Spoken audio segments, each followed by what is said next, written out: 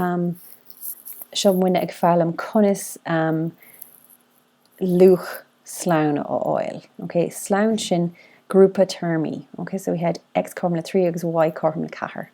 So 3x an seo sin 3 4x taiscin. Ní bhaineann sé le sé má tá méid a chuirteach an x cormla 3 an sin, ní hé seo an iver trocha 3. Okay, so níl sé cormla trocha 3 sin an a táchtach a bheith oscin. Níl sé cormla trocha 3. Cílíonn sé sin 3 4 3. Okay, so sin a ní, sin ar céad freagra. Cuid I. Cuid a dó. Dó x lúda y. So tá gá terma againn. Tá siad scaratha le móda nó lúda, so tá gá terma againn. And honna x, tá I just can scríomh lúbín ar dús. So x cormla 3, y cormla 4. So dó in aca le 3 an seo le lúbín, cílíonn sé sin fá. So dó fá 3 sin sé. Lúda 4 sin dó. Nuair bhaineann tú an lúbín sin lúda fá móda sin lúda.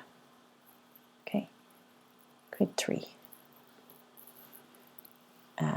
Dó x móda 3y lúda sé.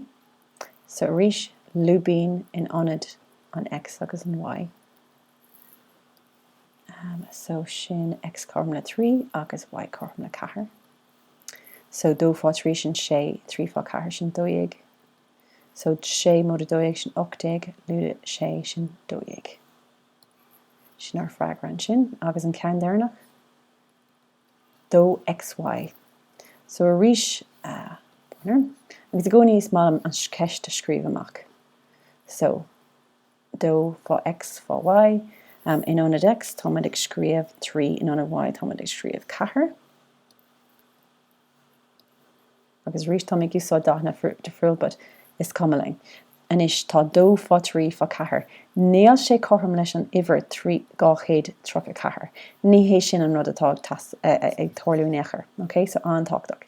Buineann sé seo le dó fá 3 fá 4. So dó fá 3 sin sé.